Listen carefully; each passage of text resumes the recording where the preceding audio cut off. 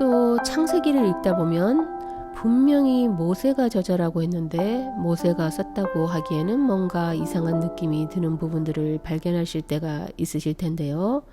이 부분에 대하여 언급을 좀 하고 넘어가고 싶습니다.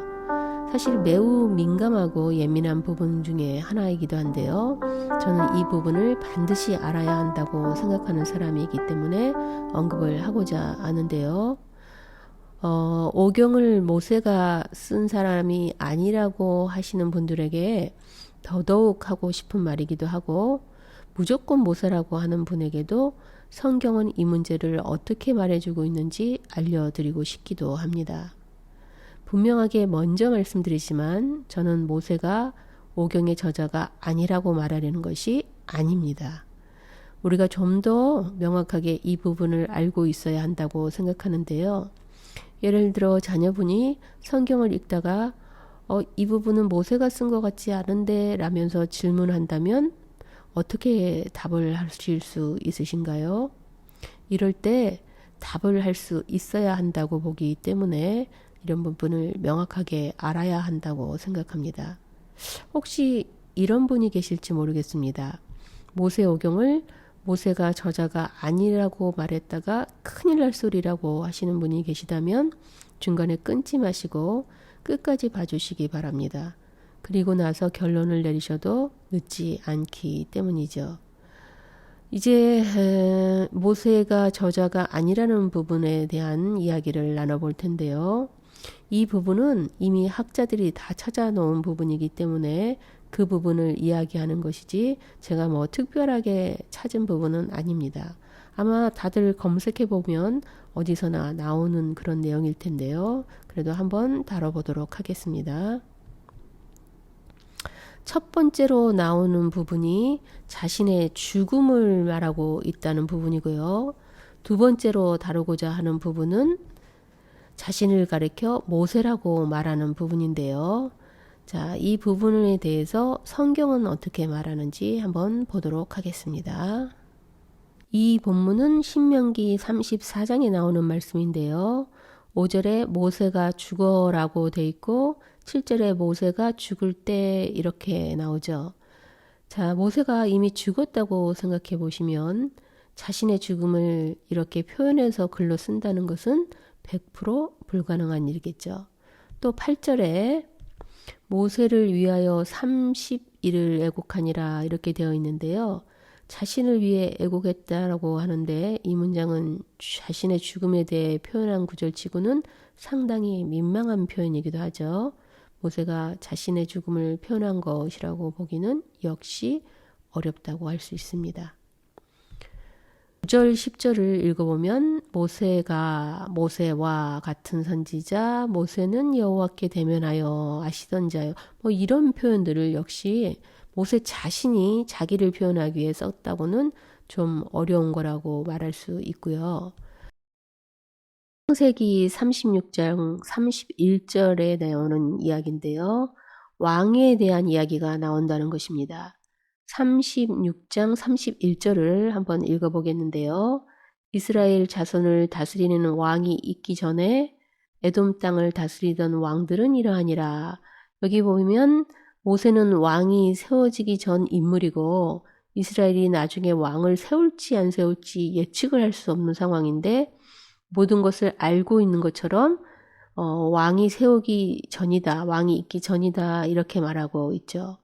넷째로 창세기나 출애굽기 1장 2장과 같은 상황을 어찌 알고 썼을까라는 것이죠. 그렇지만 뭐 이 부분은 가능할 수도 있겠죠. 들은 이야기를 썼을 수도 있으니까요. 다섯 번째로 모세는 글이 없던 시대에 살았다는 거죠. 글이 생겨서 책이 만들어지기 시작한 연도는 BC 한 800년 정도로 보는데요. 모세는 약 1500년 전의 사람으로 추정합니다. 그렇다면 그 시대에 글이 있었을까? 이 시대에 책도 글도 온전하게 있던 시대가 아니라는 것입니다.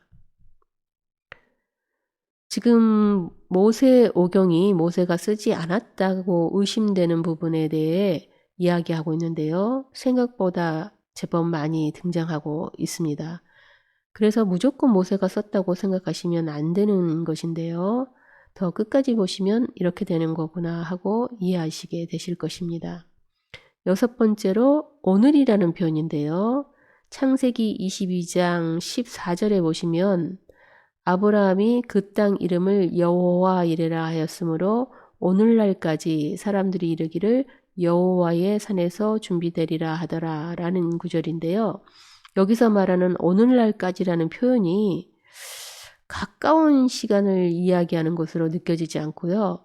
먼 시간부터 지금까지 세월이 많이 지나고 시간이 흐른 것을 말하는 것으로 보아서 모세 이후라고 생각하는 것이죠. 그리고 일곱 번째로 자신이 어떤 사람인지에 대해서 표현하는 건데 이 표현은 사실 너무 많이 나오는 표현이죠. 그런데 이것과 같은 표현입니다. 모세는 온유함이 지면에 모든 사람보다 더하더라. 이런 표현은 본인이 썼다고 보기에 상당히 어렵습니다. 단이라는 지명에 관련된 이야기인데요. 신명기 33장 22절을 읽어볼까요? 단에 대하여는 일러스되 단은 바산에서 뛰어나오는 사자의 새끼로다. 이것은 모세가 죽기 전에 12지파를 축복하면서 하는 말 중에 단지파에게 한 말입니다. 그러면 다음 본문을 한번 읽어볼까요? 아브라함이 그의 조카가 사로잡혔음을 듣고 집에서 길리고 훈련된 자 318명을 거느리고 단까지 쫓아가서 창세기 14장 14절에 나오는 이야기인데요. 조카 롯이 어려움에 빠지자 아브라함이 병사 318명을 데리고 단이라는 곳으로 갔다는 것입니다. 여기에 나오는 단은 요셉의 아들의 이름이 아니라 땅을 가리키는 지명인데요. 이 땅은 여호수아 이후에 붙여진 것이라고 생각하기 때문에 창세기에는 쓸 수 없다는 것이죠. 단지파가 가나안 정복 시대에 라이스라는 지역을 정복하고 나서 조상들의 이름을 따서 그곳을 단이라고 이름을 붙였기 때문인데요. 그래서 단이라는 땅은 여호수아 이후에 붙여진 말이라는 것입니다. 그런데 아직 단이라는 지역이 만들어지지도 않았는데 단에 대해서 나오고 있네요. 그리고 다음 구절을 보면은요. 모세가 모압 평지에서 느보산에 올라가 여리고 맞은편 비스가 산꼭대기에 이름에 여호와께서 길르앗 온 땅을 단까지 보이시고, 이것은 신명기 34장 1절인데요. 이건 역시 모세 시절에는 아직 가나안이 정복되지도 않았기 때문에 없는 땅인데 모세에게 단을 보여주셨다고 말하는 것이죠. 이러한 이유들로 모세가 저자가 아니라는 주장을 펼치는 이들이 많습니다. 그러면 다음을 한번 보실까요? 그러면 이번에는 모세가 저자일 거라고 확신하게 되는 부분들인데요. 다음에 나오는 구절들은 모세가 저자임을 말해주는 구절들입니다. 그 중에서 구약에 나오는 구절들을 한번 읽어보도록 하겠습니다. 출애굽기 17장 4절인데요. 여호와께서 모세에게 이르시되 이것을 책에 기록하여 기념하게 하고, 민수기 33장 2절입니다. 모세가 여호와의 명령대로 그 노정을 따라 그들이 행진한 것을 기록하였으니 그들이 행진한 대로의 노정은 이러하니라. 출애굽기 24장 4절인데요.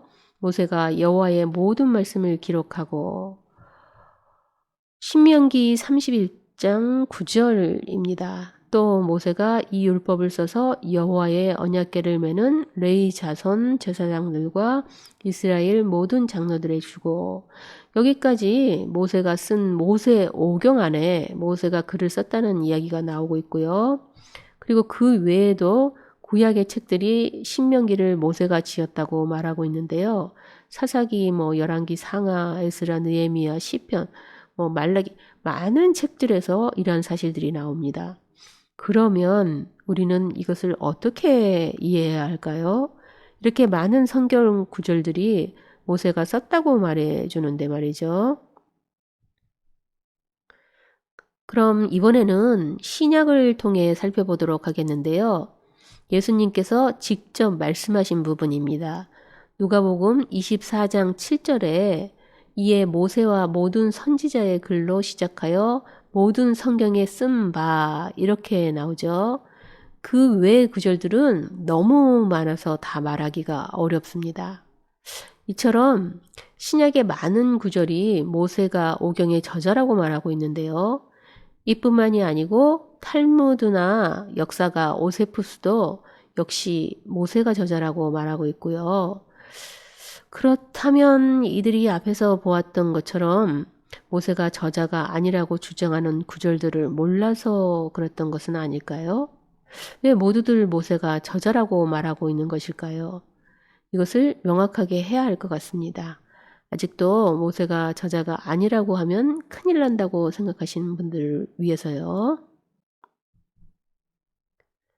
이것은 옛날 초창기에 만들어진 한글입니다. 자, 한글은 누가 만들었나요? 모두들 세종대왕이라고 배우셨을 것입니다. 한글을 만들었다는 이유로 다른 왕들과 다르게 클때자를 써가며 대왕이라고 부르죠. 그런데 진짜로 세종대왕이 만들었을까요? 이 본에서 우리는 알 수 있습니다. 한글은 세종대왕이 만든 게 아니라 집현전 학자들이 만들었고 그것을 만들라고 지시하고 생각해낸 것은 세종대왕이란 것을 알고 있죠. 그래서 세종대왕이 한글을 만드는 일에 대표성을 가진 사람이기 때문에 그가 만들었다고 생각하고 의심하지 않죠. 모세오경도 마찬가지입니다. 모세가 대부분을 썼겠지만 이 이후에 충분히 편집되었을 수 있습니다. 성경은 하루아침에 만들어진 책이 아니기 때문에 장장 1600년 동안 수집되고 편집되어 만들어진 책입니다. 따라서 설령 편집의 흔적이 보일지라도 모세오경은 하나님의 명령에 의해 모세가 많은 부분을 썼으므로 그 대표성을 인정해서 모세가 저자라고 말해도 무리가 없다는 것이죠. 그렇다면 모세가 진짜 글을 직접 썼느냐라는 질문을 할 수도 있는데요. 그 문제에 대해서 말씀드리겠습니다. 문자가 가장 발달한 나라는 이집트죠. 그런데 모세는 이집트 왕정에서 자랍니다. 만약 평민이었다면 글을 모를 가능성이 크지만 문자가 가장 발달한 나라에서 그것도 궁정에 있었다는 것은 글자를 알고 있었을 가능성이 있다는 것이죠. 문자학을 연구한 이들은 BC 3000년 전부터 어느 정도의 문자는 있었다고 봅니다. 그리고 대부분의 많은 글들은 구전에서 구전으로 전해지다가 나중에 문자화 되었죠. 구전되었다고 해서 저자가 달라지는 것은 아닙니다. 이런 모든 것들을 종합해 본다면 모세가 글을 쓴다는 것은 어려운 일이 아닐 가능성이 높다고 말할 수 있습니다. 그림에 보이는 이것은 이집트의 상형 글자인데요. 약 2700년 전 글자라고 합니다. 그렇다면 모세가 이렇게 글을 쓰는 일은 충분히 가능하겠죠. 그리고 앞에서도 말씀드렸지만 많은 이야기는 구전으로 전해져 글이 생기기 시작한 시기쯤 책으로 만들어졌을 것입니다. 사실 우리는 66권의 책 중에서 정확하게 저자가 누구인지 알 수 있는 책은 적습니다. 설령 저자가 확실하다고 생각하더라도 당시에는 대필가들이 많이 있었기 때문에 진짜 저자인지 아닌지는 불투명하죠. 그리고 우리가 성경을 읽는 데 있어서 중요한 것은 책의 저자가 누구인지 찾아내는 일이 아닙니다. 성령에 의해 쓰여졌다는 사실을 인정하고 원 저자는 하나님이시라는 것을 받아들이는 것이기 때문이죠. 이제 우리는 저자가 누구인지 찾는 일에 시간을 쓰기보다는 하나님 말씀의 의도를 찾는 일에 집중해야 하지 않을까요?